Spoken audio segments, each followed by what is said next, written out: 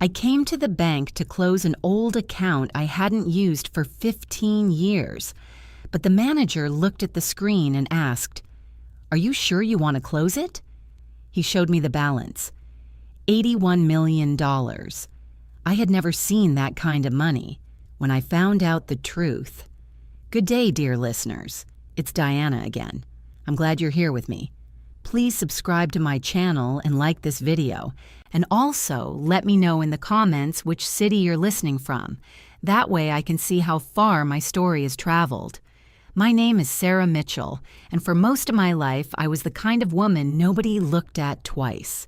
Not in a sad way, at least. That's what I told myself.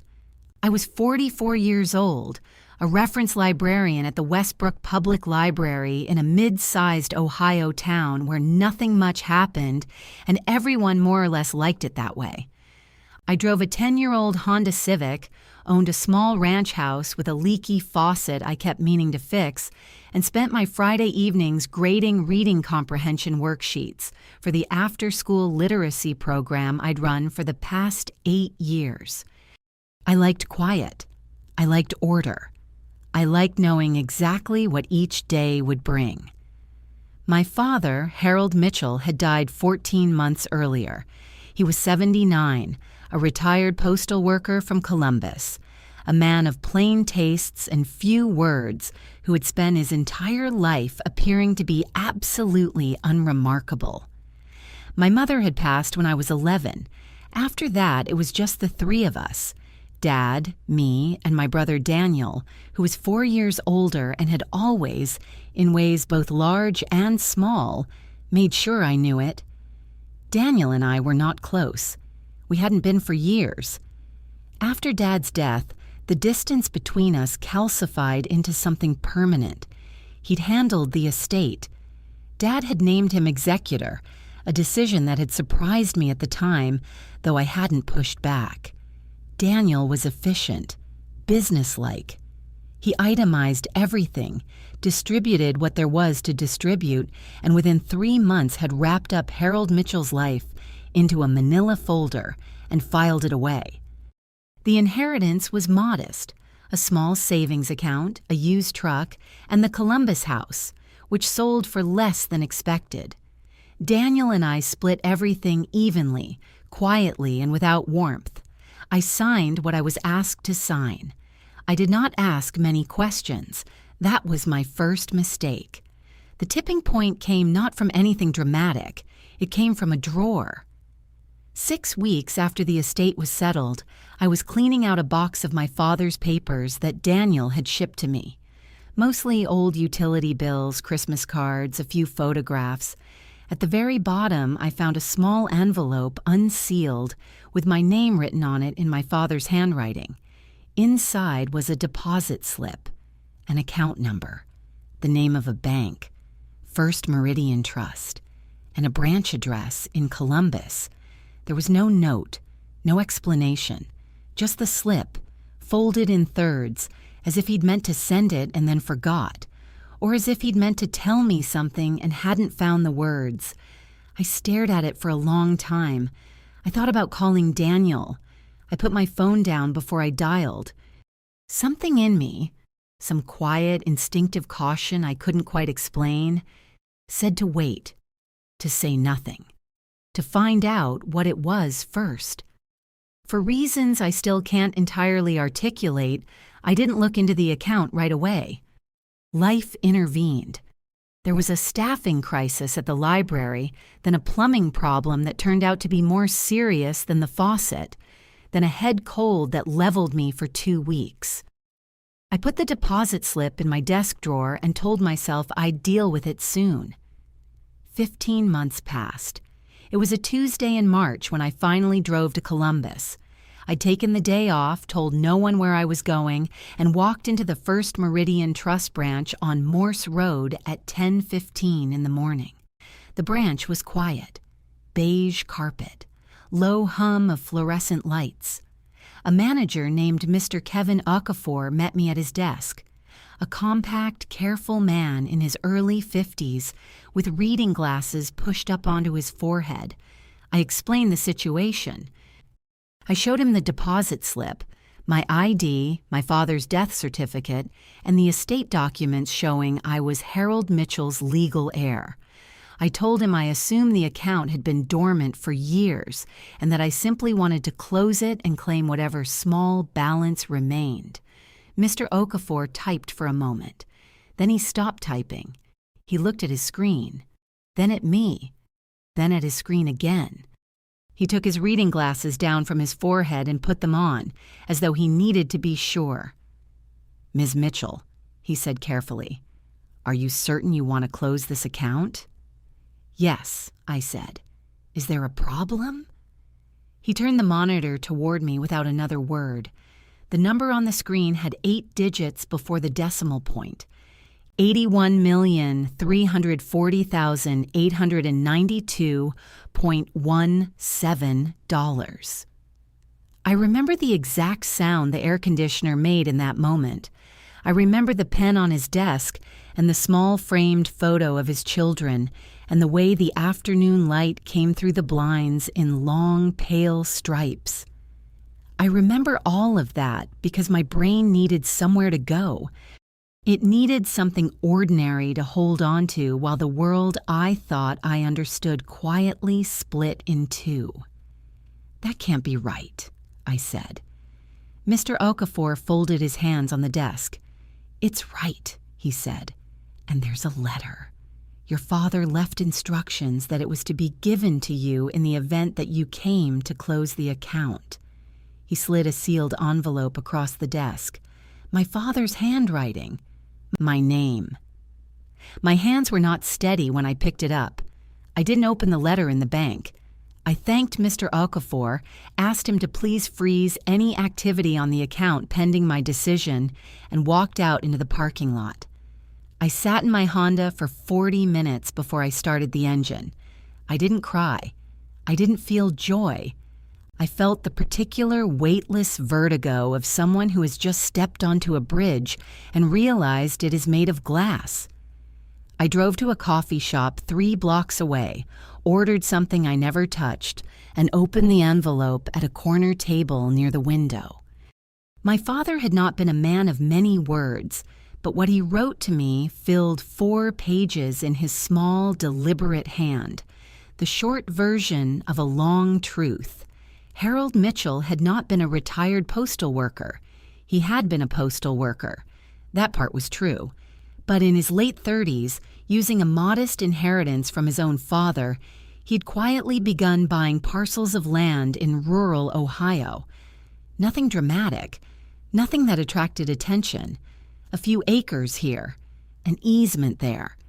He had a gift for identifying land that nobody wanted, holding it for 10 or 15 years, and selling it at the right moment to developers who suddenly did. He had done this for over 30 years, always in his own name, always paying his taxes, always staying beneath any threshold that might invite scrutiny or conversation. He had never told us, not me, not Daniel. He had never changed his lifestyle. The same small house, the same used truck, the same grocery store loyalty card. He had lived as though the money didn't exist because, for all practical purposes in his daily life, it didn't. He had simply saved it, and he had saved it for me. The letter explained why. "Sarah," he wrote, "I know what I'm about to say will hurt you, and I'm sorry for that. But Daniel has a weakness I recognized early and could never correct. He takes what he believes is owed to him before he has earned it. He always has. I love your brother, but I do not trust him with this. I trust you.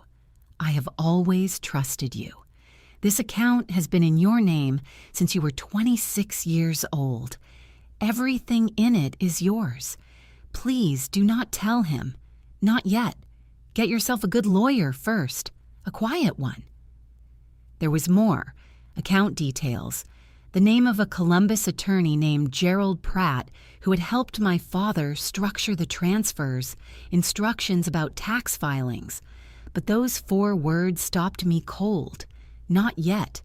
Get yourself a good lawyer first. My father had anticipated this. He had known that the moment this money came to light, Daniel would be a problem. I sat back and looked out the coffee shop window at the Ohio Street traffic moving past, ordinary and indifferent, and I began to understand what I was holding. Not just money, a target. And then the calculation started, the one I hadn't meant to begin but couldn't stop. The estate, the documents Daniel had sent me, the accounts he'd itemized. He had handled everything, and I had signed what he put in front of me without reading it carefully, because I was grieving and I trusted the arithmetic of blood. Had he known about this account? He'd had access to my father's papers. He'd been in that house for weeks after Dad died. My stomach turned. If he knew, if he had deliberately omitted this account from the estate disclosure, then what had been done to me was not just a family slight. It was fraud. I left the coffee shop and sat in my car again. I pulled out my phone and then put it back in my bag. I thought about calling Daniel, hearing his voice, and trying to read something in it. I thought about it for 30 seconds and then dismissed it. My father had told me to get a lawyer first. My father had been right about most things. I drove home to Westbrook. That night, I sat at my kitchen table with a legal pad and wrote out everything I knew in 2 columns. What I could prove, what I only suspected, the deposit slip, the letter, the estate documents, Daniel's timeline, his access, his behavior in the weeks after our father's death, the slight impatience when I'd asked questions, the way he'd moved me through the process with brisk efficiency, as though urgency were the same thing as thoroughness. I thought about the account number on that deposit slip, sitting in a desk drawer for 15 months, while Daniel, possibly, waited to see if it would ever surface. By midnight, I had the outline of a plan. It was simple, which is why I trusted it. Step 1. Find an attorney who was not Gerald Pratt, who was not known to Daniel, and who could advise me before I made a single official move. Step 2. Obtain a copy of every document filed in my father's estate. Step 3. Say nothing to Daniel. Nothing. Not a word, not a hint, not a change in tone. I was a librarian. I knew how to be quiet. I turned off the kitchen light, went to bed, and did not sleep until almost 4 in the morning. But when I finally did, it was with something new settling into my chest. Not peace exactly, not yet, but direction. I had a plan. And for the first time since finding that envelope in my father's box of papers, I felt like myself again. I found her through a referral from a colleague whose sister had gone through a contentious divorce involving a family trust. Her name was Claire Walsh. She had an office on the 4th floor of a building in downtown Columbus, the kind of office that was deliberately unimpressive. No marble, no oil paintings, no performative displays of success. Just bookshelves, a clean desk, and a woman in her mid-50s who looked at me over wire-rimmed glasses with the particular stillness of someone who had heard everything before and was not easily rattled. I told her everything. I had a folder with me. The deposit slip, my father's letter, a copy of the estate documents Daniel had sent me, and a handwritten timeline I'd spent the previous weekend compiling. I laid it out in order.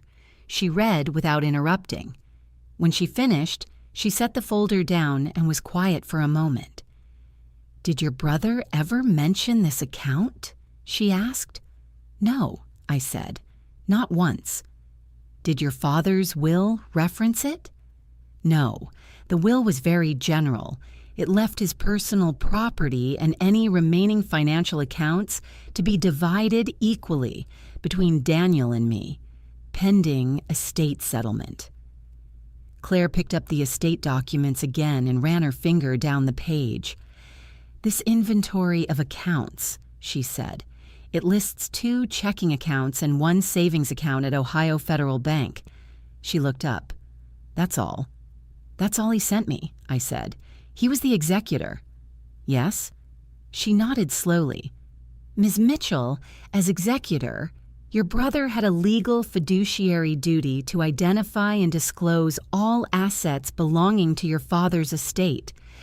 If he was aware of the First Meridian Trust account and omitted it from this inventory, that is a breach of fiduciary duty. Depending on the circumstances, it could constitute probate fraud. The word hung in the air between us. Fraud. I had written it on my legal pad at midnight. Hearing it said out loud in a lawyer's office made it real in a way it hadn't been before. Can we find out if he knew? I asked. That's what I intend to find out, she said. Over the following 2 weeks, Claire moved with a precision that impressed me. She filed a petition with the Franklin County Probate Court requesting a formal audit of Harold Mitchell's estate. She contacted Gerald Pratt, my father's attorney, who was elderly, semi-retired, and deeply uncomfortable, but ultimately cooperative. He confirmed that Harold had, on multiple occasions over the years, discussed the First Meridian account with him. He confirmed that Harold had been explicit.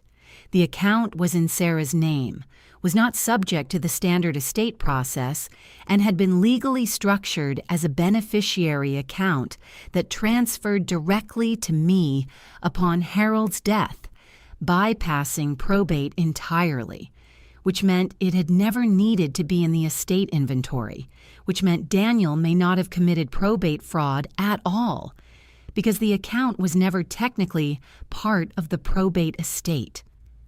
I felt the plan shift under my feet. So he's in the clear, I asked Claire on the phone the afternoon she explained this to me. Not necessarily, she said.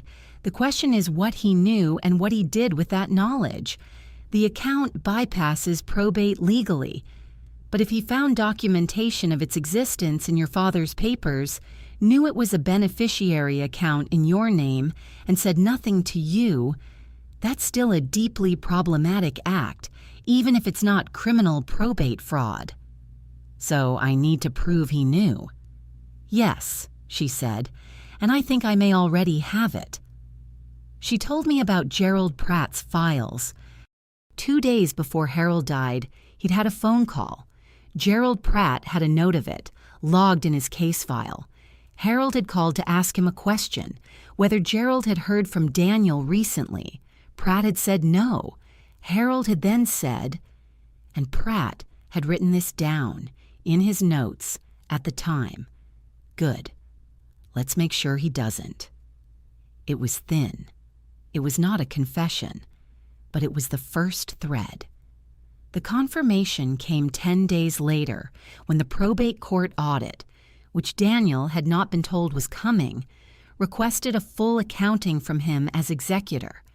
As part of that process, Claire's paralegal obtained a copy of the inventory list Daniel had compiled during the estate process, including his working notes.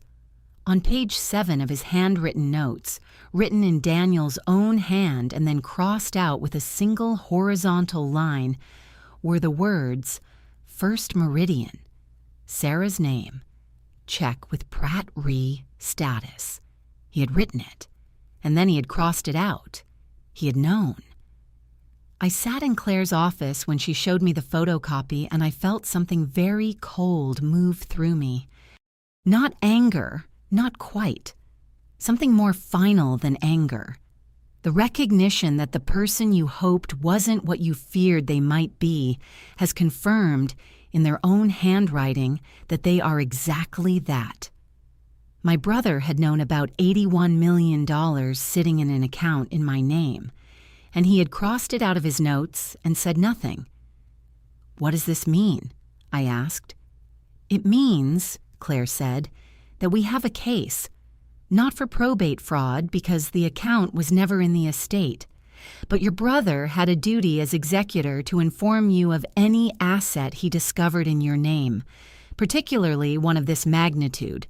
His deliberate concealment could constitute a breach of fiduciary duty and potentially constructive fraud. She paused. It also means, Ms. Mitchell, that you need to prepare yourself, because the moment we take the next formal step, your brother is going to know that you know.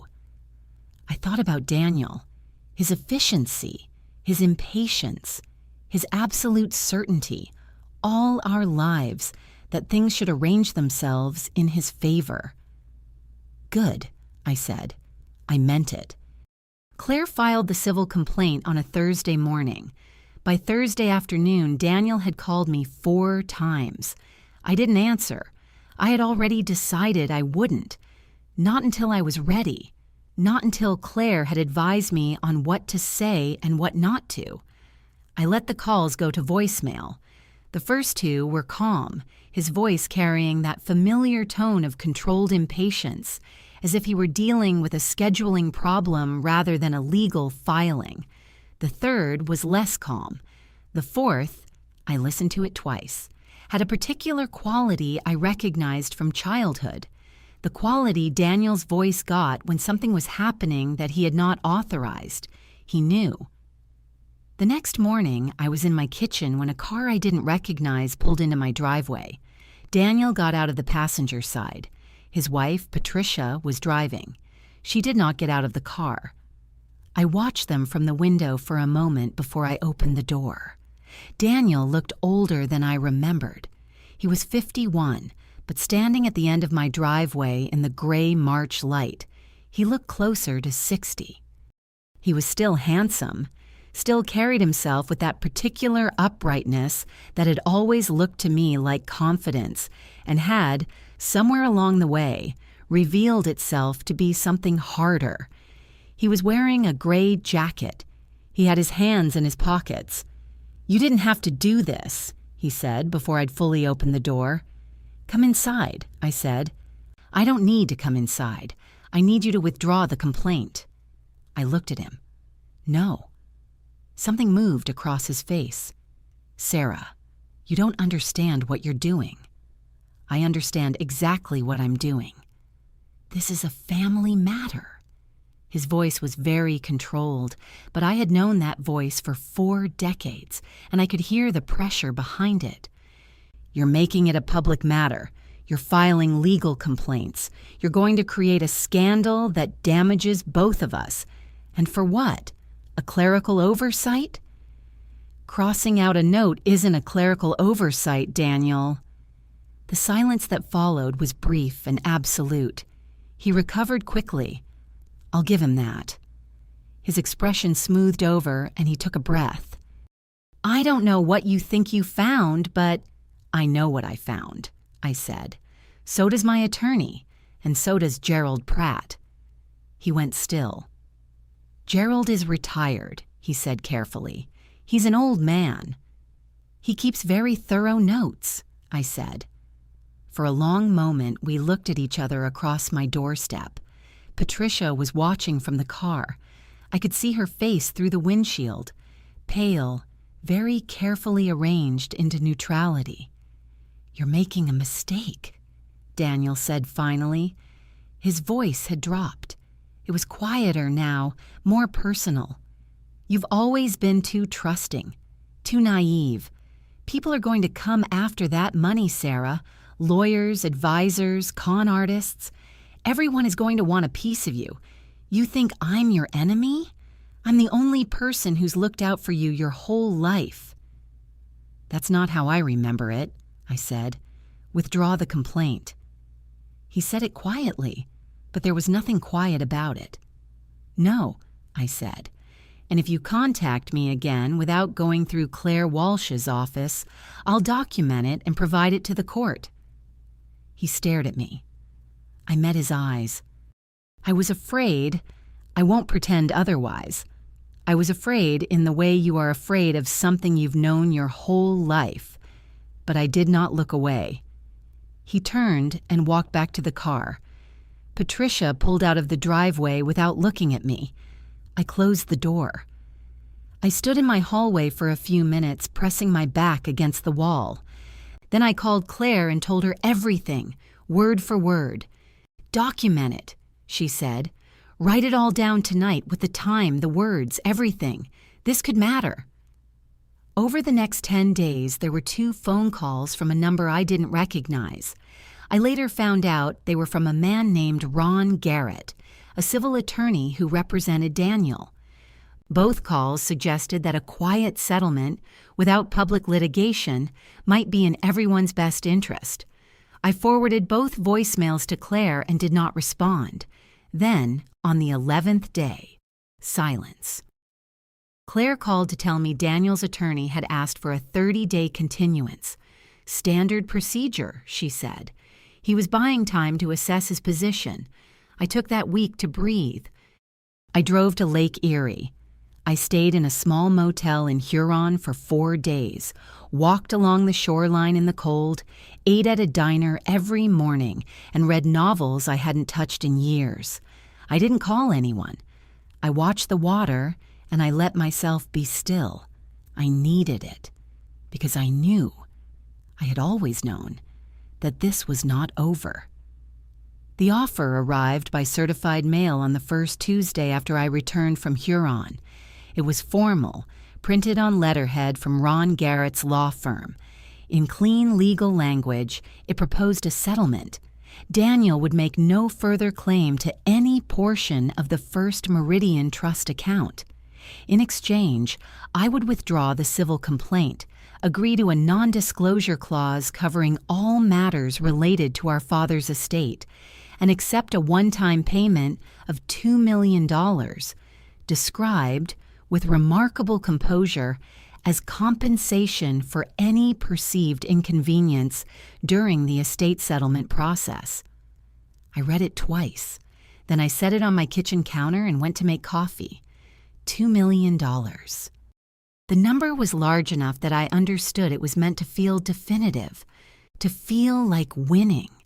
He was betting that I was still the person I had been 6 weeks ago, the librarian in the leaky faucet house who'd never seen money like this, who would look at 7 figures and feel a rush of relief so strong she'd sign anything. He had miscalculated, or rather, he had not updated his understanding of me.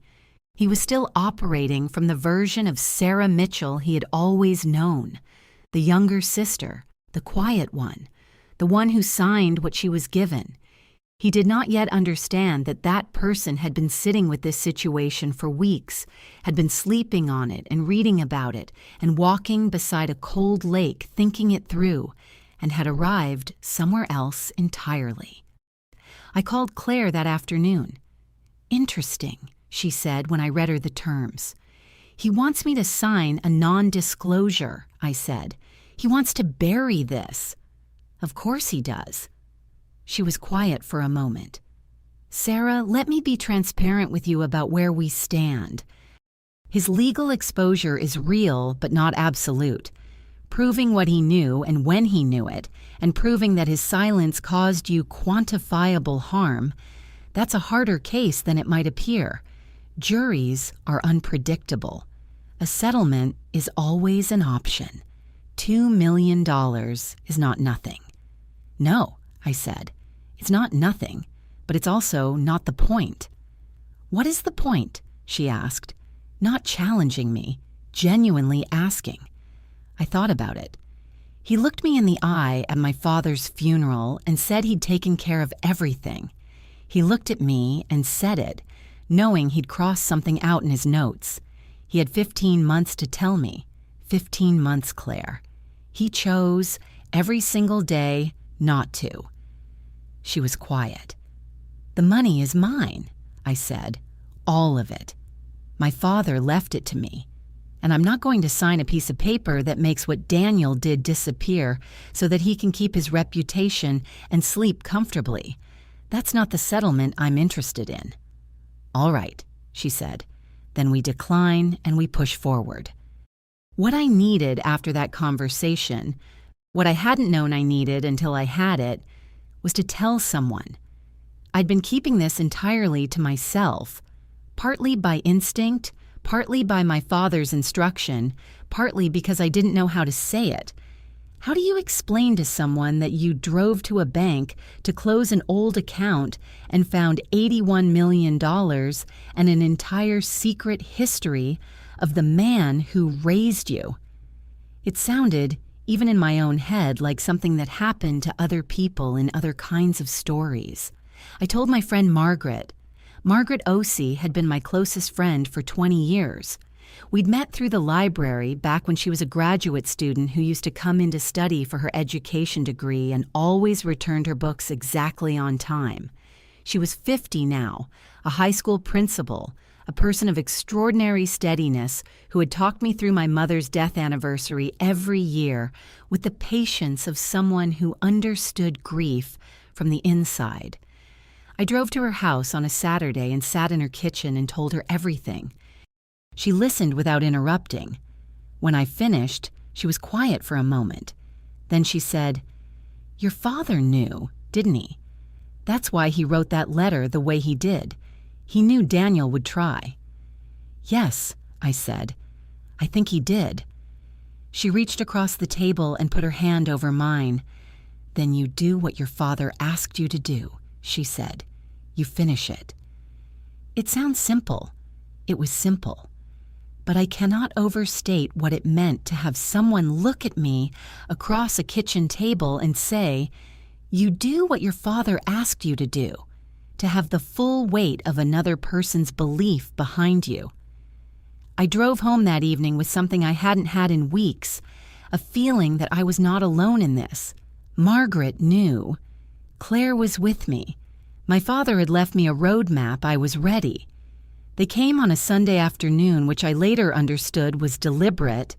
Sundays are soft. Sundays carry a different weight than weekdays. A domesticity, a lowered guard. You're in your home clothes. The week ahead hasn't started yet. The morning coffee is still warm on the counter. It's harder to be hard on a Sunday. Patricia rang the doorbell. She was alone.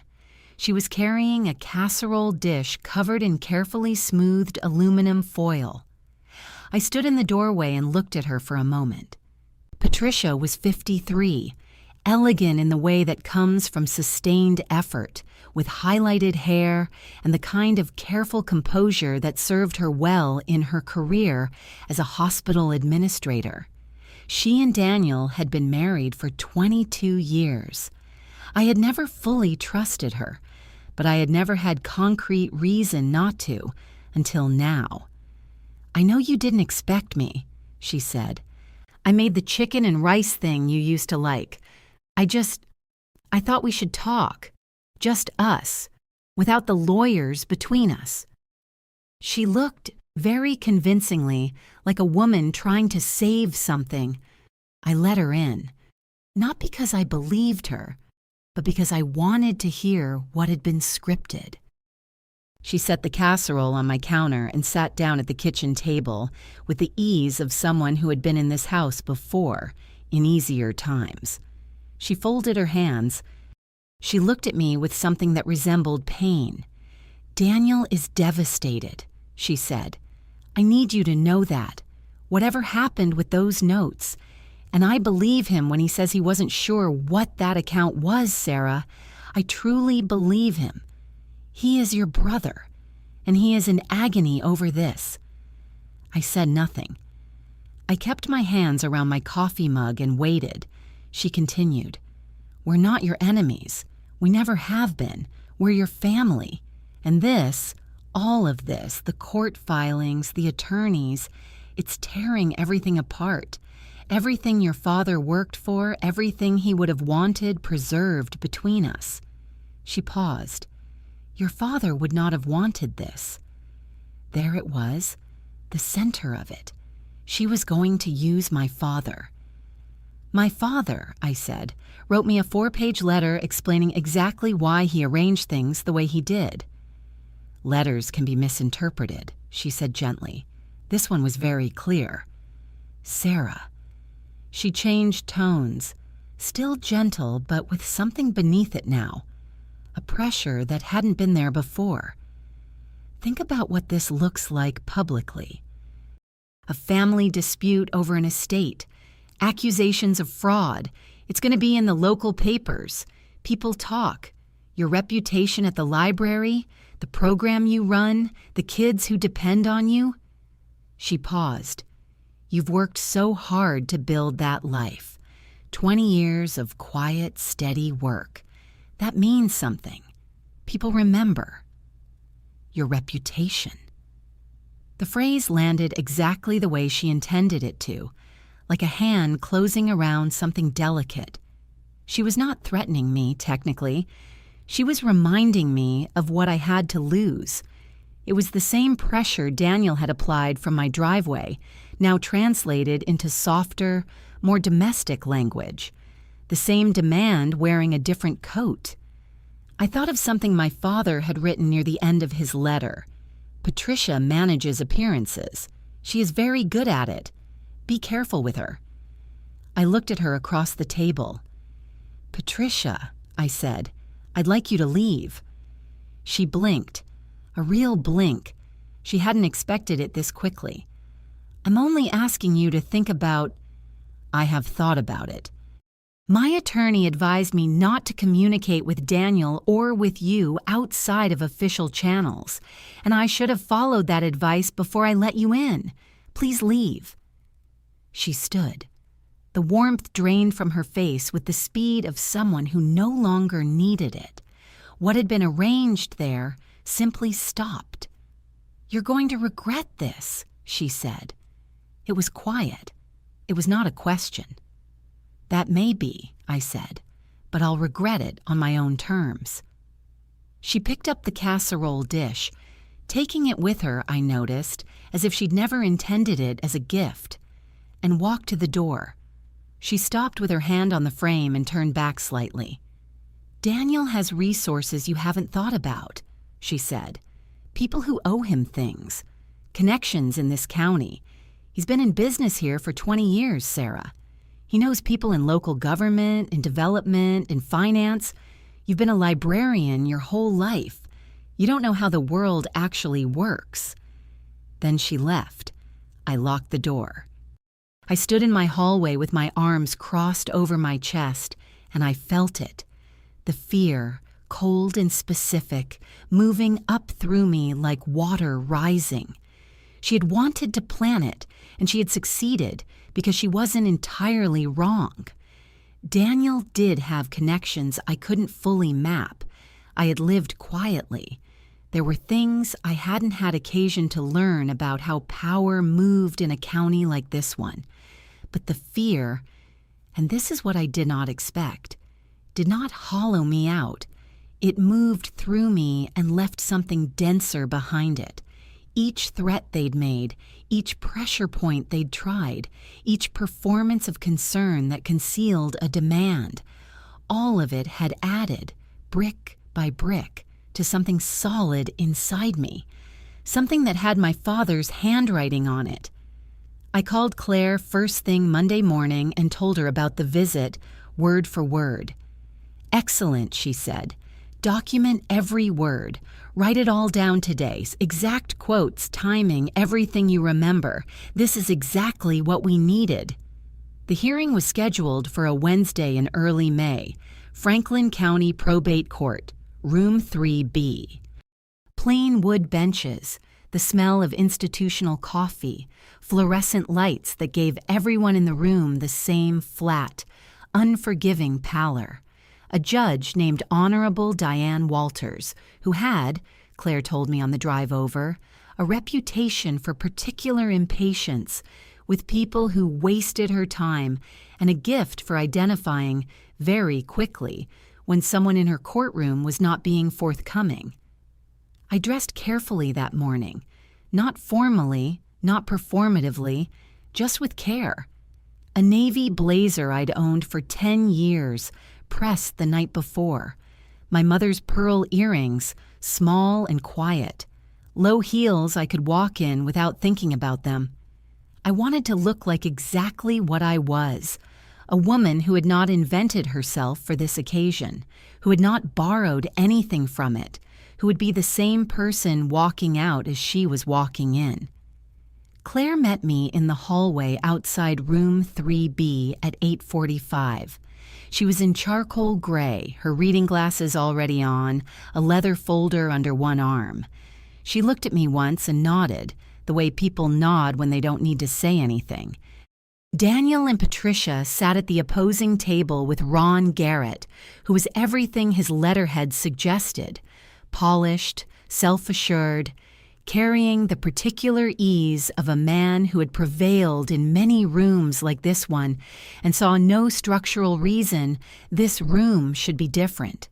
He had a good suit and a clean haircut and the kind of confidence that comes from having been right in professional settings, more often than not. Daniel did not look at me when I came in. He sat with his back straight and his hands flat on the table and his eyes forward, and I understood that this was a posture he had prepared, a posture that was supposed to communicate composure. I had known Daniel my entire life. I could see the effort underneath it. Patricia sat in the gallery behind him.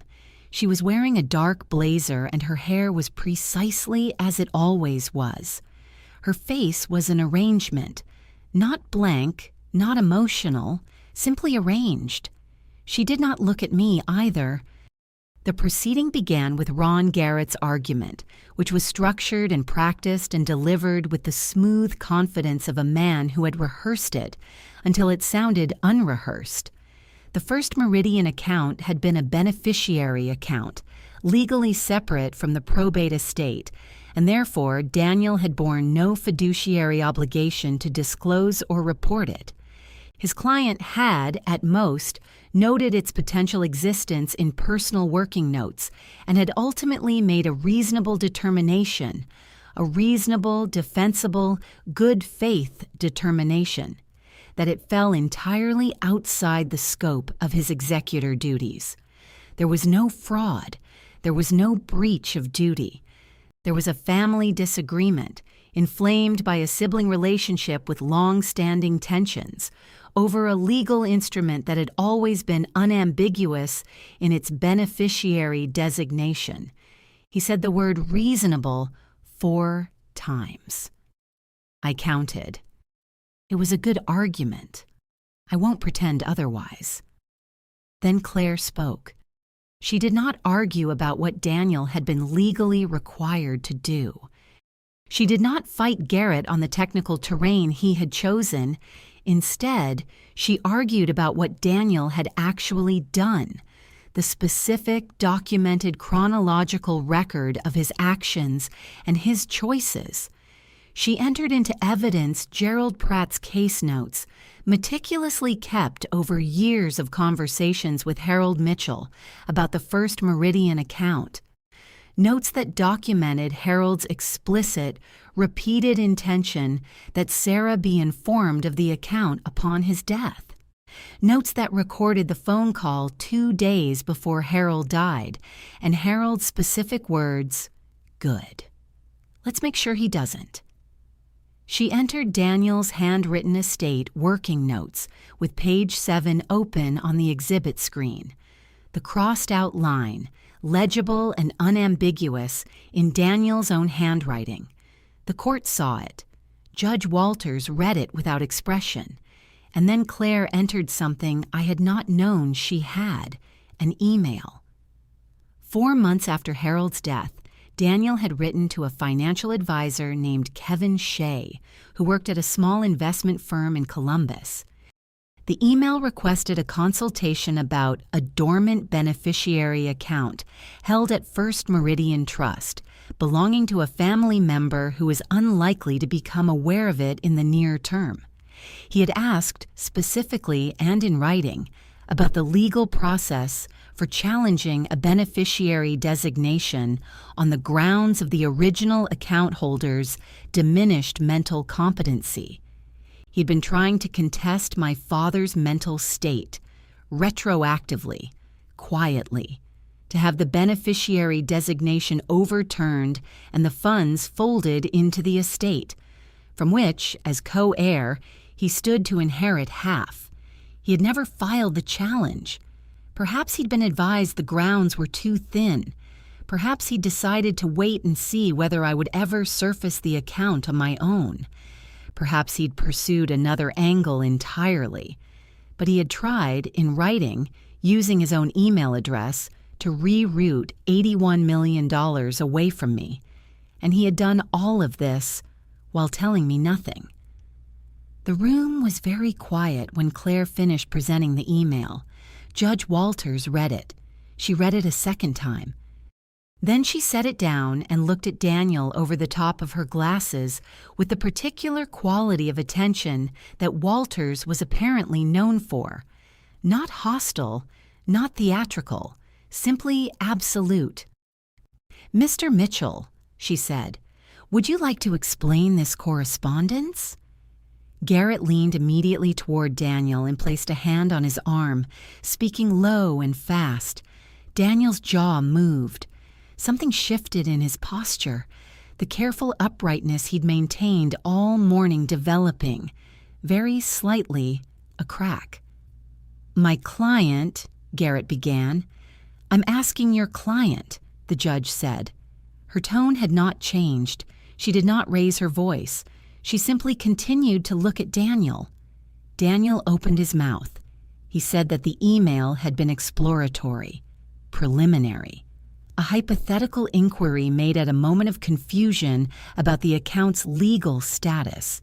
His voice was controlled, but there was something wrong beneath the control. A frequency that didn't match the words, the sound of a man saying rehearsed things in an unrehearsed situation. He looked older than he had in my driveway 2 months ago. He looked, sitting at that table under the fluorescent lights, like someone who had spent a great deal of energy maintaining a particular version of himself and was only now beginning to feel the cost of that. Patricia in the gallery said nothing. She had gone very still. "Mr. Mitchell," the judge said when he had finished, "you actively researched the legal mechanism for invalidating a beneficiary designation on an account that you simultaneously chose not to disclose to the co-heir of your father's estate. Is that an accurate characterization of events?" Garrett made another attempt. Judge Walters held up one hand, not looking at him. The room waited. Daniel looked down at his hands on the table. The hands that had been so carefully flat, so deliberately still all morning, now seemed simply heavy. The silence lasted several seconds. In that room, with those lights, with Patricia unmoving in the gallery and Claire beside me, and Judge Walters watching without blinking, several seconds is a very long time. "Yes or no, Mr. Mitchell?" He did not look up. "Yes," he said, one word, one syllable. The whole carefully constructed argument, the reasonable good faith determination, the technical legal distinctions, the 4 uses of the word reasonable, collapsed into it. I did not feel triumph. I want to be clear about that. What I felt, sitting in that plain wood chair in that unremarkable room, was something quieter and more final. The particular stillness of having told the truth and having waited long enough for the truth to speak for itself. Judge Walters took 3 days to issue her ruling. I spent those 3 days at home in Westbrook, going to work, shelving books, running my after-school program, answering the questions of children who needed help finding things. I found the ordinariness of those 3 days almost unbearable in its sweetness. I thought, this is what I'll go back to, whatever happens. This is the life that was mine before, and it will be mine after. On Friday morning, Claire called. The ruling was 19 pages. I'm going to tell you what matters.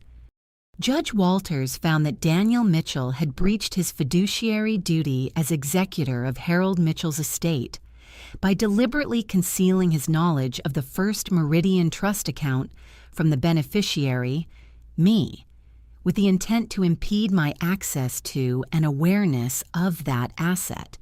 The court found that his actions did not constitute probate fraud in the technical statutory sense, because the account had been structured to bypass probate, but that they did constitute constructive fraud, a deliberate misrepresentation by silence that caused concrete harm.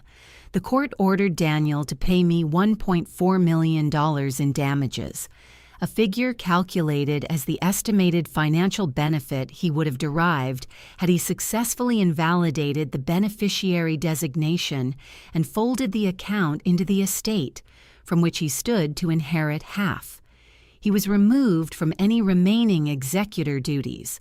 The ruling was made part of the public court record, and the account, all $81,340,892.17 of it, plus the interest that had accumulated during the proceedings, was confirmed as mine, unconditionally and without restriction. I sat in my kitchen with the phone to my ear and listened to Claire read me the summary, and I did not cry. I had thought I might. I had imagined this moment and imagined tears, relief, triumph, release. What I actually felt was very still, something that had been braced inside me for months, simply unclenched. "It's over," Claire said. "It's over," I agreed. I thanked her.